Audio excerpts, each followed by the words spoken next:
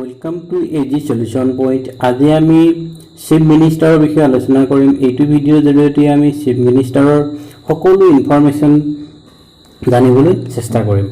ভিডিঅ'টো আৰম্ভ কৰাৰ আগতে মই আপোনালোকক এটা কথা জনাই ল'ব বিচাৰিছোঁ যে chief minister related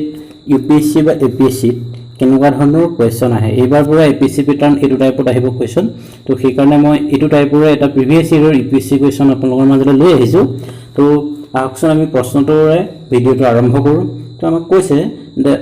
the following statements which is are correct with respect of CM। মানে কুৱেশ্যনটো বুজি পাইছে আপোনালোকে চাগে যে CM ৰ ক্ষেত্ৰত তলত কোনটো বা কোনটা দুটা বা কোন তিনিটা শুদ্ধ সেই বিষয়ে আপোনালোকক সুধিছে। যে এক নম্বৰতে কৈছে যে article 164(1) only says that the CM shall appoint by governor। কি কৈছে যে ৰাজ্যপালে মুখ্যমন্ত্ৰী সকলক কি কৰিব এপইণ্ট কৰিব বুলি কৈছে আৰ্টিকল 164(1). দুই নম্বৰটো কৈছে যে the term of CM is not fixed and hold office the pleasure of governor। কৈছে যে CM ৰ মুখ্যমন্ত্ৰী সকলৰ যেটো টাৰ্ম হয় টাৰ্মটো ফিক্স নহয় আৰু তেওঁৰ যেটো টাৰ্ম হেতু কিহৰ ওপৰত নিৰ্ভৰ কৰে গভৰ্ণৰ ইচ্ছাৰ ওপৰত বা প্লেজাৰৰ ওপৰত নিৰ্ভৰ কৰে। 3 নম্বৰ পইণ্টটো কৈছে the salary of the CM are determined by the state legislative assembly time to time। কি কৈছে যে state legislative assembly কি কৰিব CM সকলৰ যিখিনি দৰমহা বা অন্যান্য এলাউন্সেস সেইবিলাক কি কৰিব টাইম টু টাইম ডিটাৰমাইন কৰিব। বুজি কাৰেক্ট অপচনটো সুধিছে। তো ইয়াৰ correct অপচনত 1 and 3 only 2 and 3 and all of this above বুলি দিয়া আছে। তো ইয়াৰ ভিতৰত কোনটো শুদ্ধ হ'ব সেই কোৱেশ্চনটো সোধা হৈছিল। তো আহকচোন আমি ভিডিঅ'টো আৰম্ভ কৰোঁ। Let's start. CM ৰ সকলো কথা জানিবলৈ হ'লে আমি প্ৰথমে জানিব লাগিব আসলতে CM জন কোন। মই ইয়াত এখন ৰাজ্যৰ মুখ্যমন্ত্ৰী কোন সোধা নাই বা অসমৰ মুখ্যমন্ত্ৰী কোন সোধা নাই। ইয়াত মই সুধিছোঁ যে মুখ্যমন্ত্ৰীজনৰ কনষ্টিটিউচনেল পজিশ্যন কি, তেখেত কোন হয় মানে ৰাজ্যখনৰ, ক্ষমা কৰিব। তো CM জন হ'ল real executive of the state. তেওঁ ৰিয়েল এক্সিকিউটিভ হয়, তেওঁক ডি ফেক্টো বুলি কোৱা হয়। যেনেকৈ PM জন চেণ্টাৰৰ হয় তেনেকৈ তেওঁক ষ্টেটৰ ৰিয়েল এক্সিকিউটিভ হয়। আৰু গভৰ্ণৰজন কি আছিলে নমিনেল হয়, তেওঁক ডি জুৰি বুলি কোৱা হয়। যেনেকৈ প্ৰেচিডেণ্টজন চেণ্টাৰত ডি জুৰি। অ'কে, তো প্ৰেচিডেণ্ট আৰু প্ৰাইম মিনিষ্টাৰৰ বিষয়ে যদি আপোনালোকে মোৰ এই চেনেলটোত ভিডিঅ'কেইটা চোৱা নাই তেনেহ'লে মই ইয়াত ডেছক্ৰিপশ্যনত লিংক দি দিম, আপোনালোকে চাই ল'ব। তেতিয়া কম্পেয়াৰ কৰি ষ্টাডি কৰিবলৈ বহুত সুবিধা হ'ব। নেক্সট পইণ্টটো কৈছে যে হেড অফ দ্য গভৰ্ণমেণ্ট। তো CM জন কোন হয় যে যিখন চৰকাৰ আছে ৰাজ্যখনৰ সেই চৰকাৰখনৰ মুৰব্বী হয়, কিন্তু ৰাজ্যখনৰ হেড কোন হয় গভৰ্ণৰ। সেইটো মনত ৰাখিব, governor is the head of the state and CM is the head of the government. Okay, এইখনলৈকে আপোনালোকে বুজি পাইছে নিশ্চয়। তো বুজি নাপালে আপোনালোকে জনাব।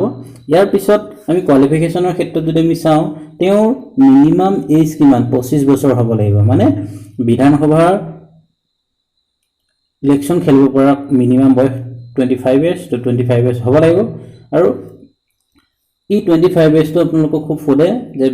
লোকসভাৰো 25 years হয়, মনত ৰাখিব লোকসভা 25 years। ঠিক তেনেকৈ ৰাজ্যসভাৰ কাৰণে আপোনালোকক 30 years লাগে আৰু প্ৰেচিডেণ্টৰ কাৰণে লাগে 35, গভৰ্ণৰৰ কাৰণে লাগে 35। তো এইখিনি আপোনালোকে মনত ৰাখিব। ইয়াৰ পিছত আছে টেনিয়ৰ, মানে তেওঁ শাসনকাল কিমান। এনেই আমি জানো যে বিধানসভাৰ শাসন 5 বছৰ, সেইকাৰণে তেওঁৰো 5 বছৰে ধৰা হয়। কিন্তু সংবিধানত তেনেকুৱা তেওঁৰ কাৰণে ফিক্স এটা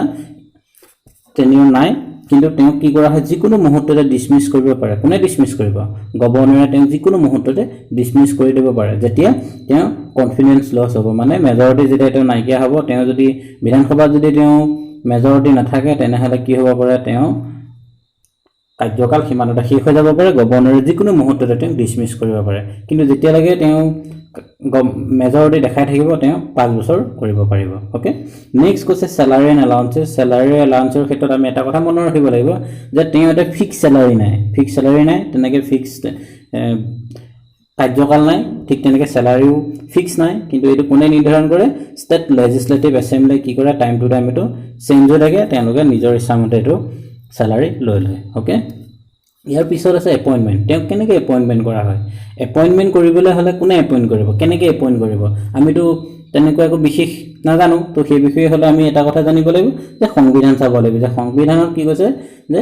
সিএম জনৰ কাৰণে বিশেষ স্পেশাল কোনো প্ৰভিজন নাই কনস্টিটিউশনাল প্ৰভিজন তেওঁৰ কাৰণে নাই কিন্তু আৰ্টিকল 164(1) ত কৈছে 164 সাবসেকশন 1 ত কৈছে যে সিএম জনক কোনে এপইন্ট কৰিব গভৰ্ণৰে এপইন্ট কৰিব এই এপইন্টেড শব্দটো মনত ৰাখিব এপইন্টেডটো এটা বহুত জৰুৰী কেতিয়াবা পৰীক্ষাত আমাক সুধিছে কেইবাটা পৰীক্ষাত আগত আহিছে যে পিএম জনৰ কথা খুদে আমাক পিএম জন আমাৰ এপইন্টেড ইলেক্টেড নে সিলেক্টেড আমি তেতিয়া কি কৰিম পিএম সদায় এপইন্টেড হয় তেওঁ প্ৰেসিডেন্টে এপইন্ট কৰে আৰু সিএমও কো কি কৰে গভৰ্ণৰে এপইন্ট কৰে ইলেক্টেড নহয় আমি সিএমক বা পিএমক ভোট নিদিও বুজিলে তো আমি কাক ভোট দিও এমপি বা এমএলএ আমি ভোট দিও কিন্তু আমি পিএম বা সিএমক ভোট নিদিও গতিকে তেওঁ এপইন্টেড হ'ব ইয়াৰ পিছত আছে যে গভৰ্ণৰ জনে কাক এপইন্ট কৰিব যাকে মন যাব তাকে কৰি দিব নেকি তো তেনেকেতো কৰিব নোৱাৰে এটা কন্ডিশন আছে সেই কন্ডিশনতে কৰিব পাৰিব হিনাখানি আমাৰ জুবিন দাদাই ক'লে কি হাঁহিয়ে ক'লে ধেমালিকে যে কি লুৰিন্দাও সৰু লৰা আৰু অখিলদাও একেৰাহে জেলতে থাকে গতিকে মুকে সিএম পাতক কি তেখেতক সিএম পাতি দিব নেকি এটা গভৰ্ণৰে তো তেনেকুৱাও নহয় কিন্তু এটা কন্ডিশনত পাৰিব আমি পিছত সেই বিষয়ে আলোচনা কৰিম কিন্তু জেনেৰেলি সিএম জন কাক পাতিব গভৰ্ণৰে পাতিব যেতিয়া বিধানসভা ইলেকশন হ'ব ইলেকশনত যেটো দলে মেজৰিটি ভোট পাব মেজৰিটি হ'ব সেই দলৰ যিজন লিডাৰ থাকিব লিডাৰজনক তেখেতে সিএম হিচাপে এপইন্ট কৰিব কিন্তু যদি হে মেজৰিটি নাপায় লেক অফ মেজৰিটি হয় তেতিয়া কি কৰিব তেতিয়া গভৰ্ণৰে ডিসাইড কৰিব নিজে যে কাক দিম মই কিন্তু এই ক্ষেত্ৰত কি হয় যিজন আমাৰ তেতিয়া কি হ'ব কোয়ালিশন গভৰ্ণমেন্ট হ'ব কোয়ালিশন গভৰ্ণমেন্টৰ এজন লিডাৰ ওলাব সেই লিডাৰজনক কি কৰিব তেওঁ সিএম হিচাপে এপইন্ট কৰি দিব ওকে এখনলৈকে ক্লিয়াৰ এপইন্টেড ইয়াৰ পিছত আমি চাম সাডেন ডেথ সিএম হৈ গল কিন্তু নহক তেনেকুৱা যদি কিবা কাৰণত সাডেন ডেথ হৈ যায় সিএম জনৰ তেতিয়া কি কৰিব সেই মুহূৰ্তত গভৰ্ণৰে ৰাজ্যপালে নিজৰ ইচ্ছামতে এজন ব্যক্তিক সিএম হিচাপে নিযুক্তি দিব বা এপইন্ট কৰিব পাৰে কিন্তু এটা কথা আপোনালোকে মনত ৰাখিব সিএম জনহে নাইকিয়া হৈ গৈছে তাৰ পৰা তেখেতৰ যিখন এছেম্বলি আছিল legislative assembly সেই assemblyৰ মেজৰিটিটো নাইকিয়া হৈ যোৱা নাই গতিকে তেওঁলোকৰ কি আছিল মেজৰিটি আছে তো মেজৰিটি কি কৰিব নতুন এজন সিএম সিলেক্ট কৰি দিব তো সেই সিএম জনকে গভৰ্ণৰে কি কৰিব লাগিব সিএম হিচাপে মানে এপইন্ট কৰিবই লাগিব তেওঁ কোনো চেঞ্জ কৰিব নোৱাৰে এই ক্ষেত্ৰত ওকে কিন্তু যিজন ব্যক্তি নতুন ব্যক্তিজনক কি কৰিব এপইন্ট কৰিব তেওঁক সমাহাৰ কাৰণেহে এপইন্ট কৰিব আৰু সেই সমাহাৰ ভিতৰত ইলেকশন হ'ব আৰু ইলেকশনত এছেম্বলি বা কাউন্সিল যদি থাকে অসমত যেহেতু এছেম্বলি আছে কাউন্সিল নাই গতিকে এছেম্বলিৰ কি হ'ব লাগিব সমাহাৰ ভিতৰত তেওঁ ইলেকশন হয় তেওঁ ইলেকশনত মেজৰিটি হৈ জয় হ'ব লাগিব আৰু এই যিজন ব্যক্তি তেওঁ সিএম হিচাপে নতুন সিএম হিচাপে নিযুক্তি দিব বা এপইন্ট কৰিব সেইজনৰ ক্ষেত্ৰত এইটো পইণ্ট চাওক যেতিয়া সাডেন ডেথ হ'ব গভৰ্ণৰ জনে যদিহে কোনো তেনেকুৱা ব্যক্তি নাপায় তেতিয়া তেওঁ ইচ্ছামতে যিকোনো এজন ব্যক্তিক যেনে জুবিন দাক দিব পাৰে কিন্তু সেই ক্ষেত্ৰত কি হ'ব পাৰে তেওঁ সেই সমাহাৰ ভিতৰত কাউন্সিল বা এছেম্বলিৰ পৰা কি ল'ব লাগিব মেজৰিটি পাব লাগিব আৰু এটা আমি জানো যে সিএম জন এছেম্বলিৰ হ'ব পাৰে কাউন্সিলৰ হ'ব পাৰে বা আউটসাইডাৰ এজনো হ'ব পাৰে তো এতিয়া বুজি পালে সিএম জন কেনেকৈ এপইন্ট কৰে গভৰ্ণৰে নিজৰ ইচ্ছামতে যদি ডাউট আছে আপোনালোকে কমেন্ট কৰিব মই আপোনালোকক ডাউটটো ক্লিয়াৰ কৰি দিবলৈ ট্ৰাই কৰিম বা ভিডিওটো আকৌ এবাৰ চাই দিব বুজি পাই যাব ওকে নেক্সট আছে অথ টেকিং মানে শপত গ্ৰহণ তে কোনে কৰে তো শপত গ্ৰহণৰ ক্ষেত্ৰত কোনে কৰে শপত গ্ৰহণ কোনে কৰে গভৰ্ণৰ কৰে বা তেওঁ অফিচাৰ কোনোবাই কৰে তো মনত ৰাখিব তো অথ টেকিং টোটালি তিনটা কৰে এই তিনটাৰ ভিতৰত আছে যে কি ট্ৰু এণ্ড এলিগেন্স এটো মনত ৰাখিব কনস্টিটিউশনৰ কাৰণে কৰে আৰু কি কয় সভাৰ্নিটি এণ্ড ইন্টিগ্ৰিটি কথা মনত ৰাখিব আৰু এফালে কি কয় কোনো ধৰণৰ ভয় নোহোৱাকে সকলোকে সমান চকুৰে চাই মেলি কাম কৰিব লাগিব বুলি তেওঁ কি কৰা হয়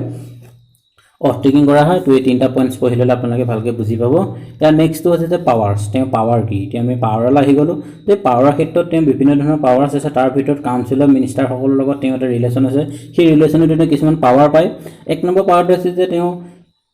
ৰাজ্যপালক কি কৰিব মিনিষ্টাৰ সকলৰ ৰিকমেন্ডেশন কৰিব মিনিষ্টাৰ ৰিকমেন্ড কৰিব যে একজন মানুহক তেওঁ কেবিনেট মানে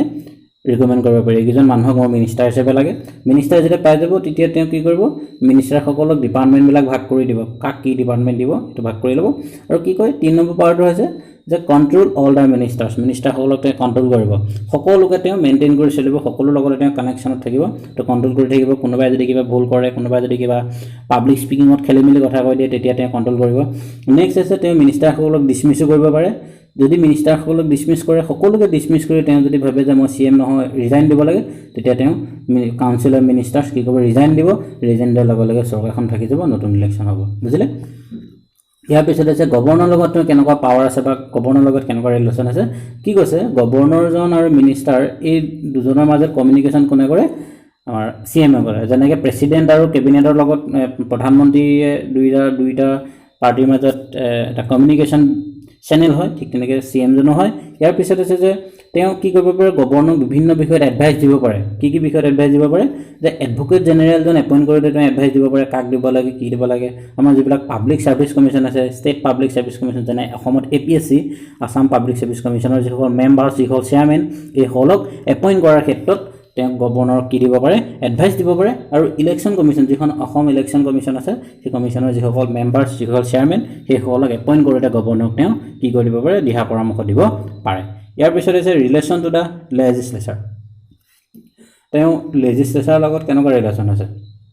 তো এইটো এটা খুব গুৰুত্বপূৰ্ণ ইয়াত দুটা কথা মনত ৰাখিব লাগিব এক নম্বৰত আছে সামনিং আৰু পৰগয়িং আৰু সামনিং কি কৰিব পাৰে তেওঁ দিব নোৱাৰে কি কৰিব গভৰ্ণৰ কৰিব পাৰে এইটো কাম কিন্তু গভৰ্ণৰক তেওঁ এডভাইচ দিব পাৰে সেইটো কথা মনত ৰাখিব ডিজলিউশ্যন অফ দ্য এছেম্বলি আগত কৈ অহা আছে যে এছেম্বলিখন তেওঁ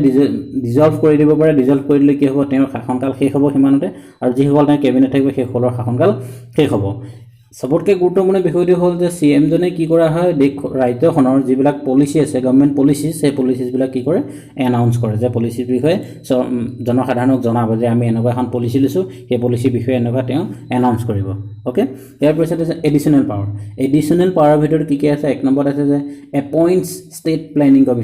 প্লেনিং কমিশ্যনখনৰ এপইণ্ট কৰিব পাৰে তাৰ যিসকল মেম্বাৰ চেয়াৰমেন